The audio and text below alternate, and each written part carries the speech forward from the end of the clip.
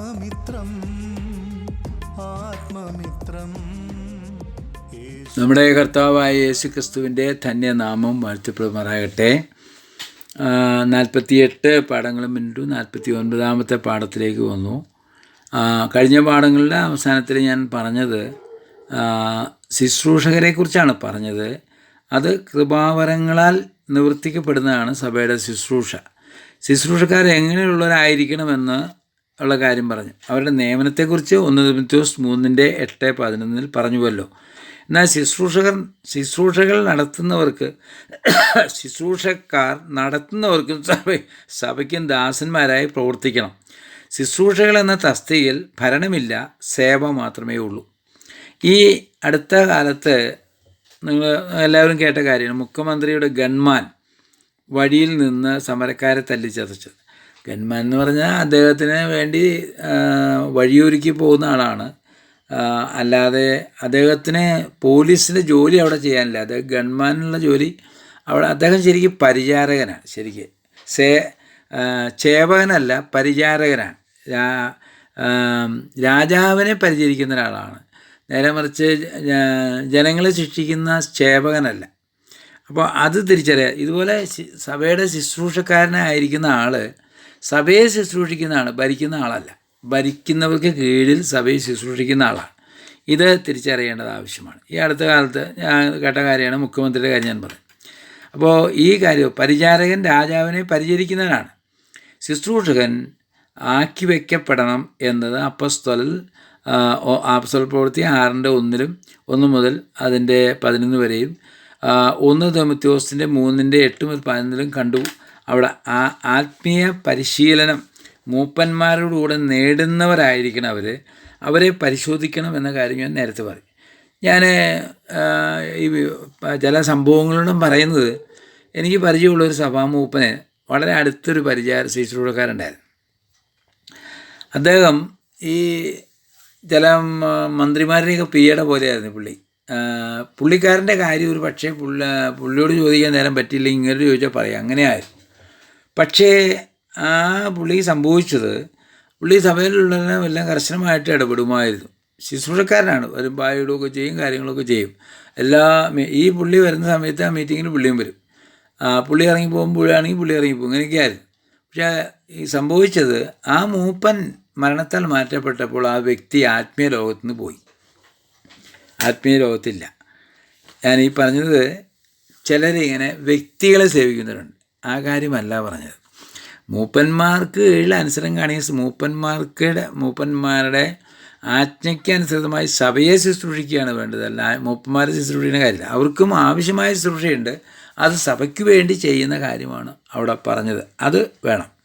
അപ്പോൾ ഈ ഞാൻ പറഞ്ഞ ആളെ പോലെ ഈ വ്യക്തികളെ സേവിക്കുന്ന പലരുണ്ട്. അതിൻ്റെ കുഴപ്പങ്ങൾ എന്താണെന്നറിയാമോ? ആ വ്യക്തിയോട് വിരോധമുള്ളവർക്ക് ഈ ശുശ്രൂഷക്കാരനും വിരോധം ഉണ്ടാവും. ആ വ്യക്തിയെ സ്നേഹിക്കുന്നവർ ഇങ്ങനെ സ്നേഹിക്കും. അങ്ങനത്തെ വ്യക്തിപൂജയല്ല സഭയുടെ ശുശ്രൂഷകന്മാർ. സഭാ ശുശ്രൂഷകർ മൂപ്പന്മാർക്ക് കീഴിൽ സഭയെ ക്രിസ്തുവിൻ്റെ ശരീരം ശുശ്രൂഷിക്കുന്നവരാണ്. ആ ശുശ്രൂഷയിൽ മൂപ്പന്മാർക്കും ശുശ്രൂഷ ചെയ്യേണ്ടതുണ്ട്. ആത്മീയ കാര്യങ്ങളിൽ അവരുടെ കൂടെ നടക്കാനും അവർക്ക് ആവശ്യമായ സഹായങ്ങൾ ചെയ്യുന്നതും അനിവാര്യമാണ്. അത് ചെയ്യേണ്ടതാണ്, മൂപ്പനെ സഹായിക്കാനായിട്ട്. അതാണ് അവിടെ അപ്പോസ്തലനായ പത്രോസ് പറഞ്ഞത്, ഞങ്ങൾ വചനവും പ്രാർത്ഥനയും വിട്ട് മേശകളിൽ ശുശ്രൂഷിക്കാൻ യോഗ്യമല്ല.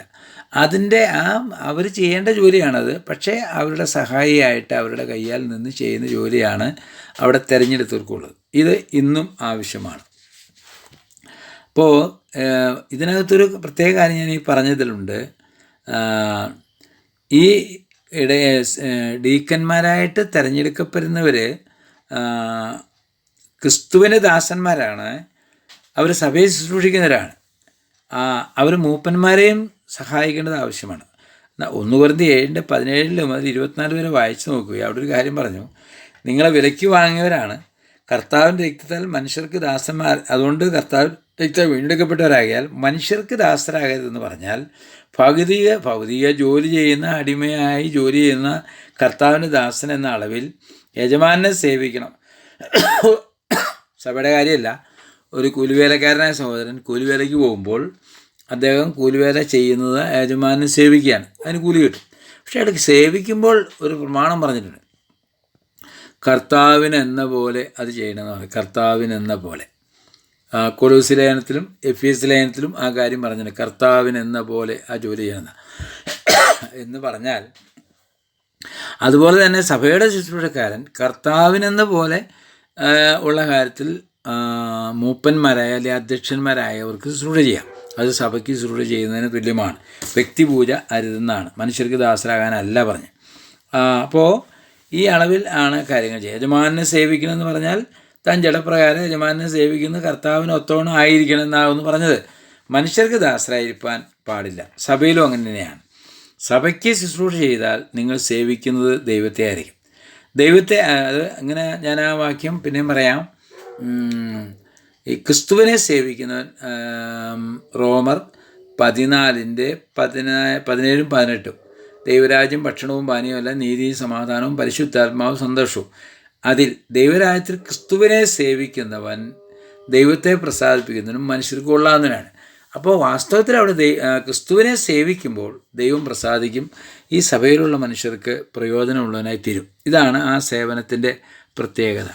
ഇത് കുറിക്കൊള്ളേണ്ടതാണ്. അപ്പോൾ ഇത് പ്രത്യേകം ഓർക്കേണ്ടതാണ്.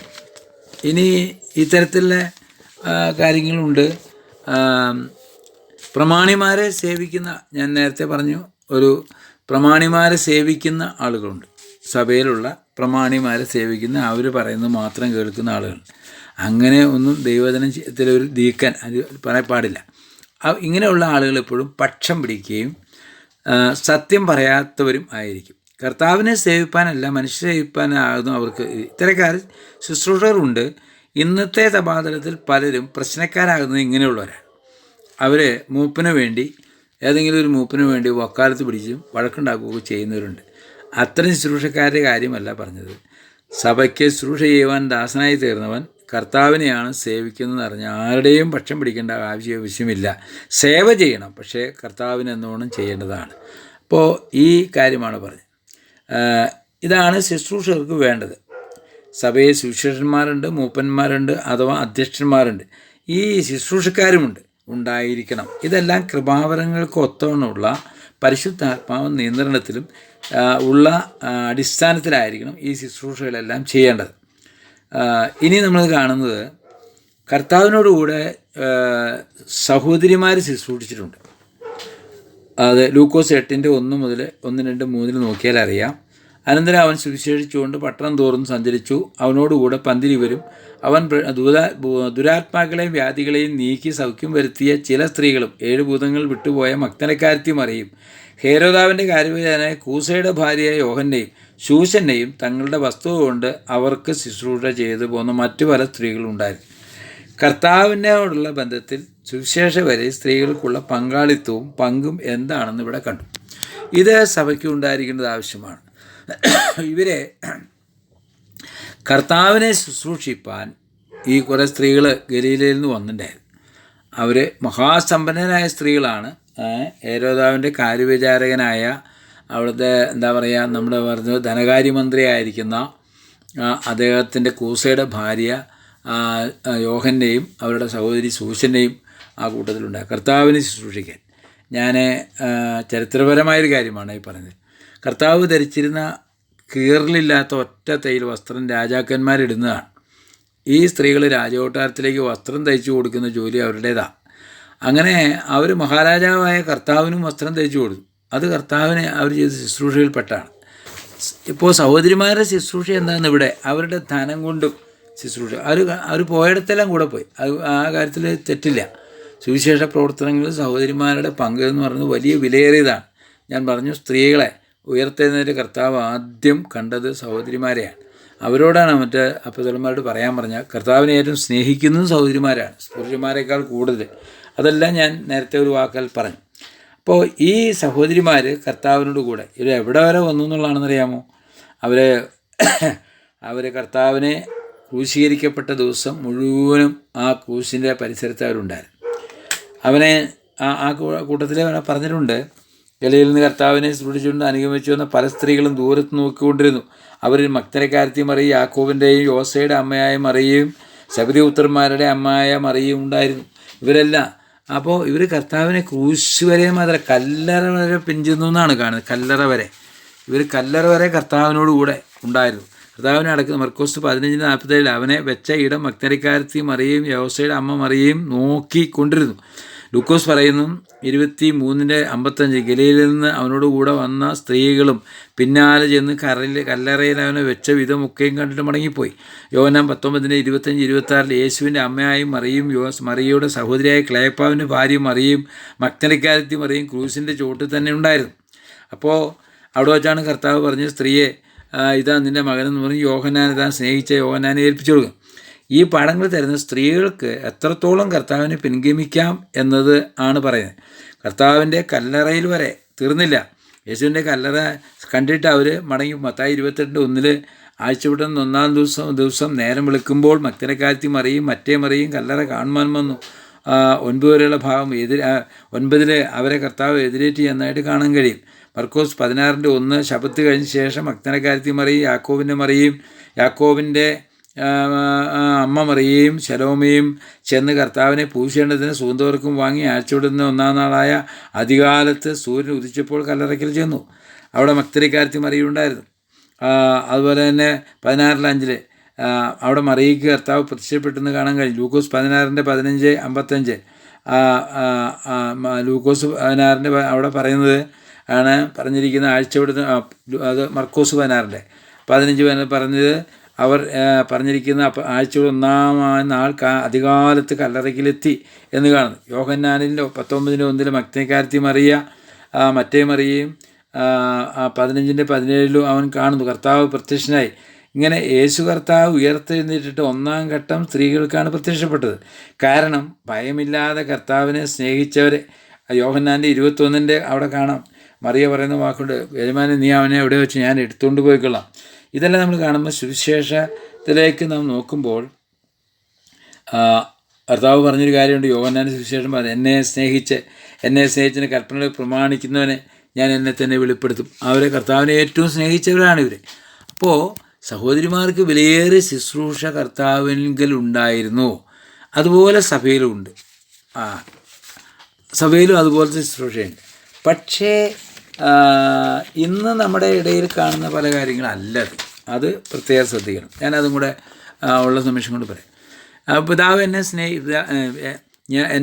സ്നേഹിച്ചതിൻ്റെ കൽപ്പന പ്രമാണിക്കുന്നവന് പിതാവ് സ്നേഹിക്കുന്നു, ഞാൻ അവനെന്നെ തന്നെ വെളിപ്പെടുത്തും എന്ന് ഈ സ്ത്രീകളെക്കുറിച്ച് പറഞ്ഞ കർത്താവ് അവർക്ക് കാണിച്ചു കൊടുത്തു.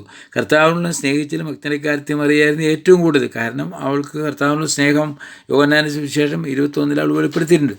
ഇതുവരെ അപ്പോസ്തല പ്രവൃത്തി 1:14 ഈ സ്ത്രീകളെല്ലാം ആ ക്രൂശുമരണത്തിന് ശേഷം പുനരുത്ഥാനത്തിനും സഭാസ്ഥാപനം വരെയുള്ള നാളുകളിൽ അവരെല്ലാം ഒരുമിച്ച് കാണാം. കർത്താവ് പുനരുത്ഥാനം ചെയ്ത ശേഷം അവിടെ 120 വരെയുള്ള സംഘത്തിനും സ്വർഗാരോഹണം കഴിഞ്ഞ് ഇറങ്ങി വരുമ്പോൾ അവിടെ എല്ലാ സഹോദരിമാരും അവിടെ ഉണ്ടായിരുന്നു. കർത്താവിൻ്റെ സഹോദരന്മാരും അപ്പോഴവിടെ എൻ്റെ അമ്മയും സഹോദരിമാരും എല്ലാവരും ഉണ്ടായിരുന്നു. അപ്പോൾ വലിയൊരു കൂട്ടം ആളുകൾ അവിടെ കൂടി. അപ്പോൾ സഭാസ്ഥാപന നാൾ വരെ ഏകദേശം 120 വരെ ഒരു കൂട്ടം അങ്ങനെ ഉണ്ടായിരുന്നു. പ്രാർത്ഥനയ്ക്ക് കൂടി വന്നു. സഭാസ്ഥാപനത്തിന് നാൾ ഈ 120 പേരുണ്ടായിരുന്നെന്നാണ് ചിലർ ധരിക്കുന്നത്. പക്ഷേ പൊതുവെ പറയുന്നത് അങ്ങനെയാണ്. അപ്പോസ്തലന്മാരെ നമ്മൾ ശരിക്കും പരിശോധിച്ചാൽ മനസ്സിലാകും അവിടെ 12 പേരേ ഉണ്ടായിരുന്നുള്ളൂ. കാരണം അവിടെ ഓരോരുത്തരുടെ മേലാണ് പരിശുദ്ധാത്മാവ് വന്നു. അവിടെ അഗ്നിജാലം ഓരോരുത്തരുടെ മേൽ പതിഞ്ഞില്ല. 120 പേരവിടെ ഉണ്ടായിരുന്നു യാതൊരു ഇതില്ല. അവിടെ 11 പേരുടെ പത്രോസ് എഴുന്നേറ്റ് 120 പേരുടെ കൂടെ ആണെങ്കിൽ 120 പറയും. അപ്പോൾ സഭാസ്ഥാപനം അത് കർത്താവ് അന്ന് മലയിൽ വെച്ച് അവരോട് പറഞ്ഞു, നിങ്ങൾ ഈ പട്ടണത്തിൽ നിന്ന് വാങ്ങിപ്പോവാതെ ഇവിടെ ആയിരിക്കണം എന്ന് പറഞ്ഞു. നിങ്ങൾക്ക് പരിശുദ്ധാത്മാവുകൊണ്ട് ഞാൻ ലഭിക്കുന്ന പറഞ്ഞു, എല്ലാവർക്കും അല്ല. അത് സഭാസ്ഥാപനത്തിൻ്റെ അടിസ്ഥാനം 12 അപ്പോസ്തലന്മാരാകിയാൽ ആ 12 പേര് മാത്രമേ ആത്മസ്നാനത്തിൻ്റെ അന്നുള്ളൂ. അതിനുശേഷം 3000 പേര് സഭയോട് ചേർന്നു. ആ ചേർന്നത് സഭ സ്ഥാപിക്കപ്പെട്ട ശേഷം ഒന്നാമത് പത്രോസ് സഭയിൽ നിന്ന് പ്രസംഗിച്ചിട്ട് സഭയിലേക്ക് വന്ന ആളുകളാണ്. അതിന് മുൻപ് ആരും സഭയിൽ ചേർന്നിട്ടില്ല, ആരും ചേർത്തിട്ടുമില്ല. കർത്താവ് രക്ഷിക്കപ്പെടുന്നത് ദിനംപ്രതി സഭയിൽ ചേർത്തുകൊണ്ടിരിക്കുന്നു. അത് സഭ സ്ഥാപിക്കപ്പെട്ട ശേഷമാണ്. അത് അവിടെ ഇരിക്കട്ടെ. അപ്പോൾ ഈ ഇവിടെ പറയുന്നത് ഒരു രസകരമായ കാര്യം പറയാനാണ്. ഇവിടെ ഈ സഭാസ്ഥാപനത്തിൻ്റെ ശേഷം നിങ്ങൾ അപ്പോസ്തലപ്രവൃത്തി 6:1 നോക്കിയാൽ അവിടെ ഒത്തിരി വിധവമാരുടെ കാര്യം പറഞ്ഞിട്ടുണ്ട്. ഈ വിധവമാരുടെ കാര്യം എന്ന് പറയുന്നത് ഇസ്രയേലിലെ അന്നത്തെ വിധവമാരെന്ന് പറഞ്ഞ ഒരു അതിശയമല്ല. ആഭ്യന്തര കലഹം കൊണ്ട് ഒരുപാട് പുരുഷന്മാർ മരിച്ചു, വിധവകളെ കല്യാണം കഴിക്കാനും ആളില്ല. അങ്ങനെ ധാരാളം വിധവമാരുടെ വലിയ കൂട്ടം തന്നെ. അവരാണുള്ള ഏറ്റവും കൂടുതൽ കഷ്ടം അനുഭവം. അതിലും വിശ്വാസികളുടെ അതിലും വരുന്നത് സ്ത്രീകളാണ്. എല്ലാ സഭകളിലും സ്ത്രീകളായിരിക്കും കൂടുതലുള്ളത്. അപ്പോൾ ഇങ്ങനെ രക്ഷിക്കപ്പെട്ടു വന്ന ഒരു വലിയ കൂട്ടം ആളുകൾ ഇതിനകത്ത് വിദേശത്തൊക്കെ വന്ന് പാർക്കുന്നവരും സ്വദേശികളായിട്ടുള്ള എല്ലാവരും ഉണ്ട്. യഹൂദന്മാരാണ് എല്ലാവരും. ആ കാര്യത്തിൽ ഈ 6-ാം അധ്യായത്തിന് 1-2 നോക്കുമ്പോൾ അവിടെ പറഞ്ഞ ശിഷ്യന്മാരുടെ കൂട്ടത്തിൽ പെരുകി വരുമ്പോൾ തങ്ങളുടെ വിധവമാരെ ദിനം പ്രതിയുള്ള ശുശ്രൂഷകളിൽ ഉപേക്ഷയായി വിചാരിച്ചു വന്ന് യവന ഭാഷക്കാർ എബ്രായ ഭാഷക്കാരോട് പിറുപിറുത്തു. 1-ാം സഭാപ്രശ്നം സ്ത്രീയിൽ നിന്നാണ് ഉണ്ടായത്. പിറുപിറുപ്പ് സ്ത്രീ സഭയിലുണ്ട്, പ്രശ്നം അത് ഭാഷ സംബന്ധിച്ച പ്രശ്നമാണ്. വിദേശങ്ങളിലേക്ക് ചിതറിപ്പോയിട്ട് മടങ്ങി വന്നവരാണ് ഈ യവന ഭാഷ സംസാരിക്കുന്നത്. അവർ ഒക്കെ ഗ്രീക്ക് അധിവാസത്തിലുണ്ടായിരുന്നവരാണ്. അവരൊക്കെ മടങ്ങി യെരുശലേമിൽ വന്നു. ഈ മഹാപെരുന്നാളിന് വന്നവരാണ്. ഈ സഭയിലേക്ക് വന്ന ശേഷം അവരാരും പിന്നെ പിരിഞ്ഞു പോയില്ല. കാരണം കർത്താവ് ഉടനെ വന്ന് ചേർത്തുകൊണ്ടുള്ള പ്രത്യേകിച്ച് ആരും പിന്നെ മടങ്ങിപ്പോയി. ഒരു വലിയ കൂട്ടം ആളുകൾ. അങ്ങനെയുള്ള സഹോദരിമാരുടെ ആഹാര കാര്യങ്ങളിൽ ഒരു ചെറിയ പെറുപിറുപ്പ് വന്നപ്പോഴാണ് ആ പെറുപിറുപ്പിന് പരിഹാരത്തിനായിട്ട് അപ്പോഴാണ് പത്രോസ് പറഞ്ഞ് ഞങ്ങൾ തിരുവെഴുത്തും പ്രാർത്ഥനയും വചനവും പ്രാർത്ഥനയും വിട്ടിട്ട് മേശകളിൽ ശുശ്രൂഷിക്കുന്നതല്ല. അതിനാണ് 7 പേരെ തിരഞ്ഞത്, സഹോദരിമാരുടെ മേശകളിൽ ശുശ്രൂഷിക്കാനായിട്ട്. അപ്പോൾ സഹോദരിമാരുടെ മേശ ശുശ്രൂഷിക്കാൻ ഇവരെ തിരഞ്ഞെടുത്ത കാര്യം ഓർക്കട്ടെ. ഇപ്പോൾ നിർത്തേണ്ടിയിരിക്കുന്നു. ദൈവനാമം അതിൽ മഹത്വം അടുത്ത പാഠത്തിൽ ബാക്കി പറയും. ദൈവനാമം വാഴ്ത്തപ്പെടുമാറാകട്ടെ.